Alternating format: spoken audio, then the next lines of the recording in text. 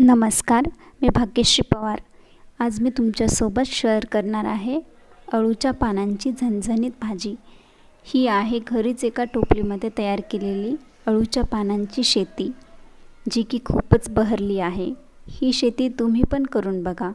घरीच एका टोपलीमध्ये अळूंची मुळे आणायची आणि लावायची, त्यापासून नवीन पाने तयार होतात व अशा प्रकारे पानांची छान वाढ पण होते। फक्त या पानांना भरपूर पाण्याची आवश्यकता असते, त्यामुळे पानांची वाढ लवकर होते। चला तर मग मी आता एक एक पान तोडून घेते। आपल्याला भाजी बनवायची आहे ना।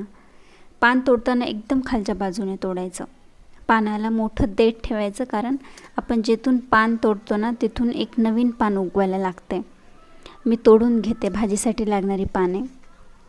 खूप मस्त वाढ झाली आहे पानांची।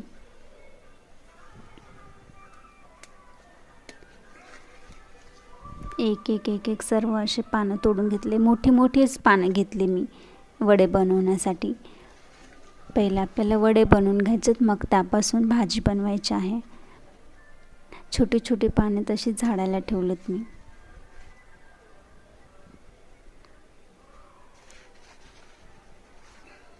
वडे बनवण्यासाठी एकदम परफेक्ट अशी पाने घेतले मी। बघा किती छान पानाची वाढ झाली, ते पण एका टोपलीमध्ये।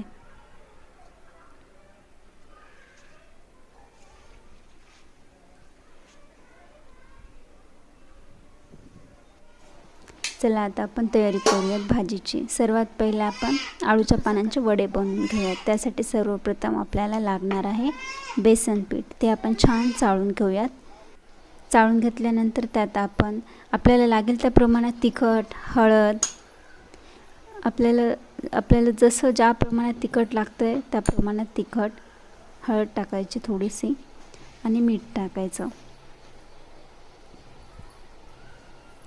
चवीनुसार मीठ।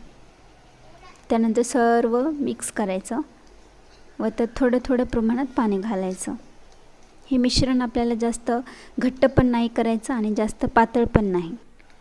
मिश्रणाची कन्सिस्टन्सी एकदम मीडियम ठेवायची। मिश्रण पानाला लावता येईल अशी छान बेसनाचं मिश्रण बनवून तयार झालं आहे। आता अळूच्या एका पानाला हे मिश्रण लावून घेऊयात। पान हातावर घेऊन पानाच्या आतल्या बाजूने पातळ मिश्रण लावून घ्यायचं। त्यानंतर पानाची घडी घालायची व पानाच्या देठानं वडी बंद करायची, जसं की आपण नागिलीच्या पानाचा विडा बनवतो, सेम तसंच। अशा प्रकारे सर्व पानांचे वडे बनवून झाले आहेत। बघा किती छान वडे बनलेत। हे विडे आहेत, वडे अजून बनायचे बाकी आहेत। तुम्ही पण नक्की बनवा। विडे बनवून झालेत सर्व पानांचे। आता या विड्यांना तेलामध्ये परतून घ्यायचं आहे आपल्याला। त्यासाठी मी थोडंसं पातेल्यामध्ये तेल घेते।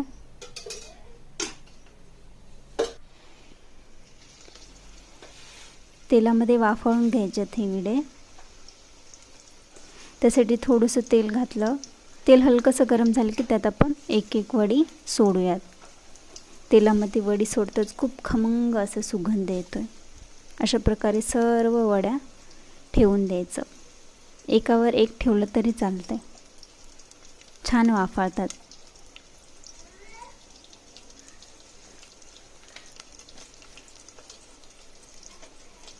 असंच वाफळण्यासाठी 10 मिनिटे वाफळू द्यायचं। असंच 10 मिनिटांनी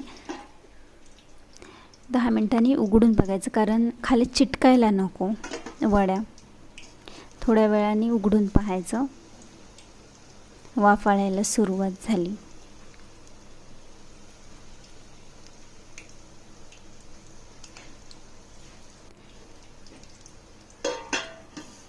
एकदम कमीवर ठेवायचं गॅस। तर बघा 10 मिनिटांनी वड्या वाफाळून तयार झाल्यात। खूप छान वड्यांचा घमघमाट सुटला आहे। ह्या वड्या असंच खायला खूप छान लागतात। असंच खायला खूप खमंग पण लागतात, एकदम चविष्ट। एका प्लेटमध्ये काढून घेते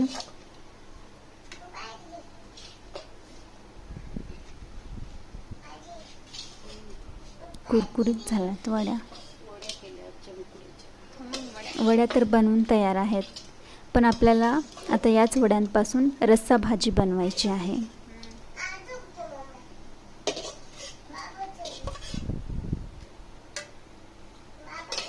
छान वाफाळल्यात वड्या. जास्त काही वेळ लागत नाही वड्या वाफाळण्यासाठी. थोड्याशा तेलामध्ये खूप लवकर वाफाळून निघतात.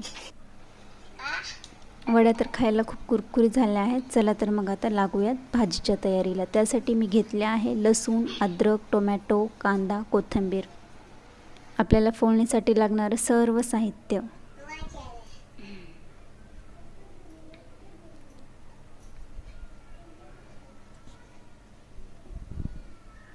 आणि उरलेल्या बेसन पिठाचं मिश्रण त्यात थोडं पाणी घालून आपण ते पाणी भाजीसाठी वापरणार आहोत, कारण त्यामुळे भाजीला खूप छान चव येते.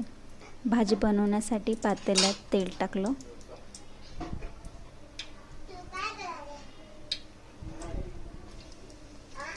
तेल हलकंसं गरम झालं की त्यात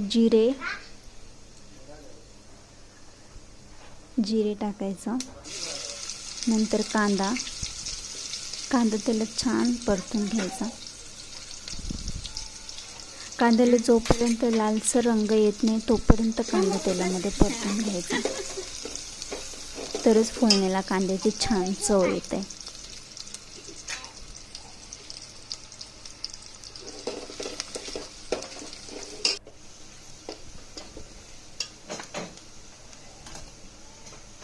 कांदा परतल्यानंतर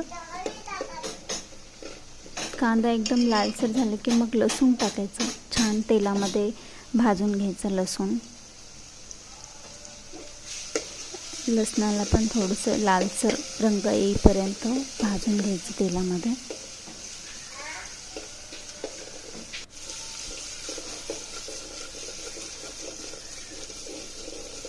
लसूण भाजल्याच्या नंतर अद्रक, तिखट तुम्हाला हवं आहे त्या प्रमाणात टाकायचं.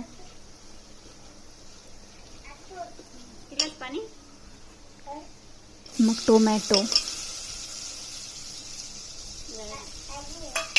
टोमॅटोला पण तेलामध्ये छान असं शिजवून घ्यायचं.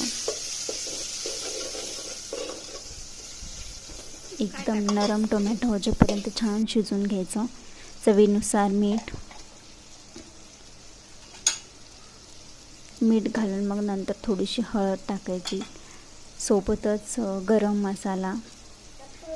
भाजी झणझणीत म्हणल्यास मसाला तर पाहिजेच. आपण आपल्या आवडीनुसार मसाले टाकू शकतो. फोडणी तयार झाली सर्व. आपण त्यात आता बेसनाचं तयार केलेलं गरम पाणी घालूयात.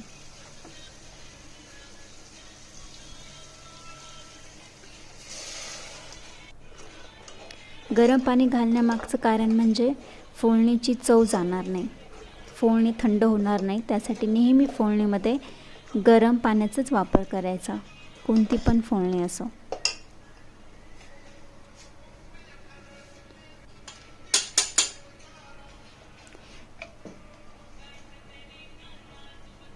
फोडणी अशी छान मिक्स झाली पाण्यामध्ये फोडणी मिक्स झाल्यानंतर वरतून एक घरगुती तयार केलेला मसाला मी टाकत आहे. तुम्ही तुमच्या आवडीनुसार टाकू शकता मसाला टाकून छान हलवून घेतल्यानंतर छान असं हलवून घेते. नंतर वरतून कोथिंबीर टाकूयात. कोथिंबीरने तर भाजीची सजावट पण होते आणि स्वाद पण वाढतो.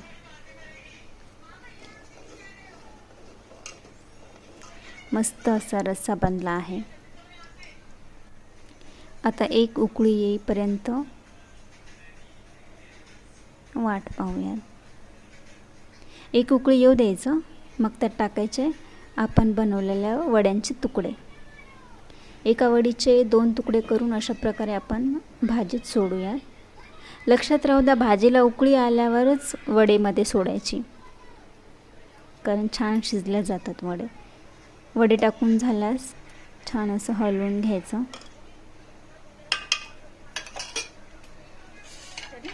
5 मिनिटे असंच शिजवून घ्यायचं, एक उकळी येईपर्यंत. चला तर मग आपली अळूच्या पानांची झणझणीत भाजी बनवून तयार आहे.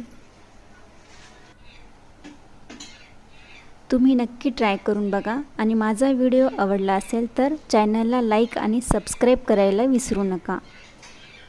धन्यवाद.